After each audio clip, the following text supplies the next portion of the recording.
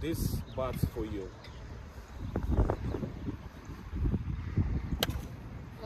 When I was a little girl, I had this dream that seemed so impossible. I was going to be the fastest runner in the world. It will be a new world record. I got this little nugget of an idea from my dad. He used to watch me run and say, "Ain't no woman alive that can beat you." And I believed him. He made me feel invincible. It wasn't easy. I trained hard, harder than anyone else I know. But I was made for this. I was an unstoppable force, a life dedicated to perfection.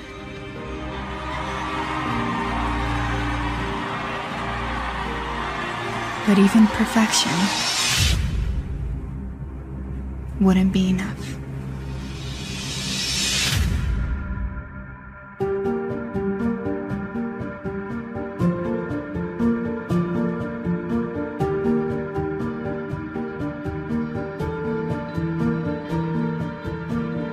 I want to do a quick update on something pertaining to Bud Light.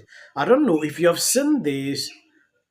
They have decided to put two executives on leave.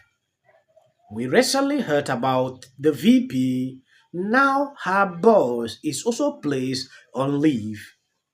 I don't understand what is going on. Bud Light Brewery put two executives on leave after uproar over transgender influencer Alissa, who oversaw Bud Light marketing, and her boss Daniel Black placed on leave. Busch said it had placed on leave two executives who oversaw a Bud Light collaboration with a transgender activist.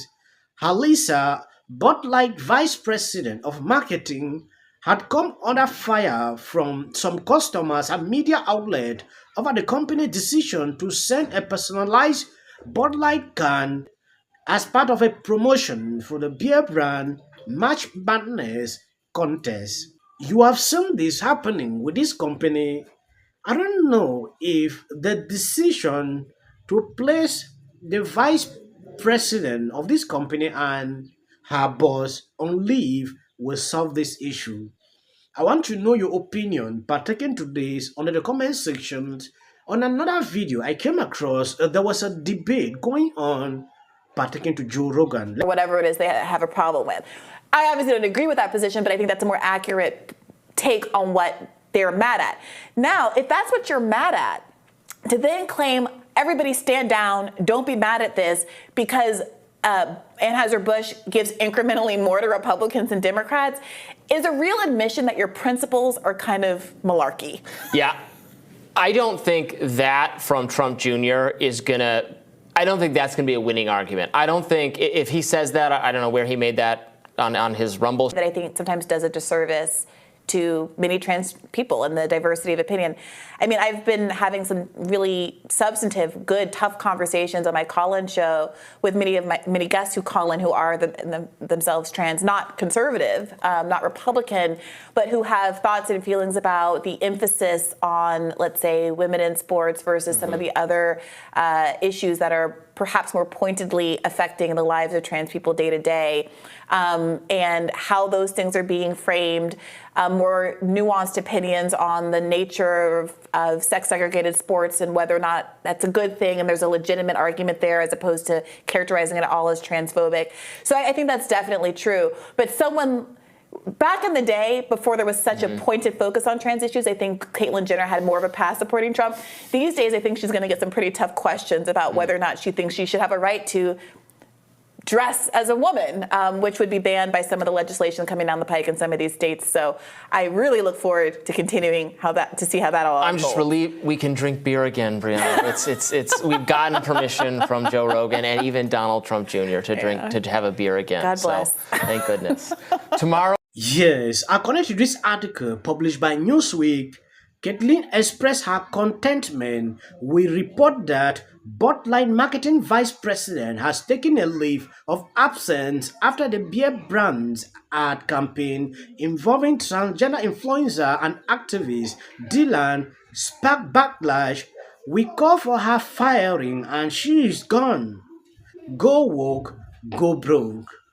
Caitlyn, a media personality and former Olympic gold medal who transitioned to a woman in 2015, wrote on Twitter on Saturday, Alissa, Bud Light marketing vice president, took a leave of absence and will be replaced by Budweiser global marketing vice president Todd, reported on Friday. Yes, immediately he reacted to this VP being fired or placed on leave because we don't actually know what is happening. Libra seems not to be happy with this. Like you have seen on this clip, a Central Florida restaurant owner is defending his decision tonight to no longer sell a certain brand of beer. That's after Bud Light's parent company partnered with a transgender activist and influencer. West 2's Liv Johnson shows us how customers are responding. It's probably a good decision. I'd rather go someplace where it's not an issue. It was mixed reviews from patrons of Girls Seafood Deck and Tiki Bar in Port Canaveral on Tuesday after the restaurant pulled Bud Light from the menu. I won't miss Bud Light. It's a move sparked by the company's partnership with transgender influencer Dylan Mulvaney. The brand sponsored a Bud Light March Madness giveaway, which Mulvaney posted on her social media accounts. If they think not selling Bud Light because there was a transgender person in a Bud Light ad, I think that's reactionary. We reached out to the owner of Girls Restaurants, but he did not want to be on camera. yes, in as much I don't support all this. If you are a trans person and you have facts that support consecutive views, they can even ban you to be a trans person. Kelly sent this out on Twitter just a day when this VP was placed on leave.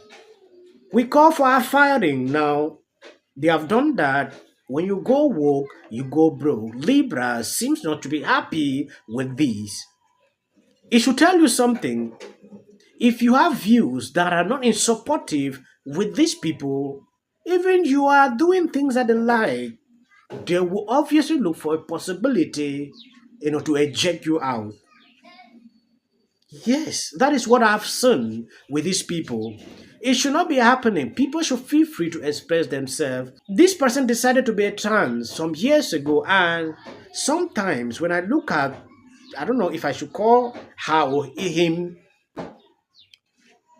he still believes in some things I align with, though I don't agree with the decision that she took up. Light had been kind of a brand of those who found opportunity and challenge.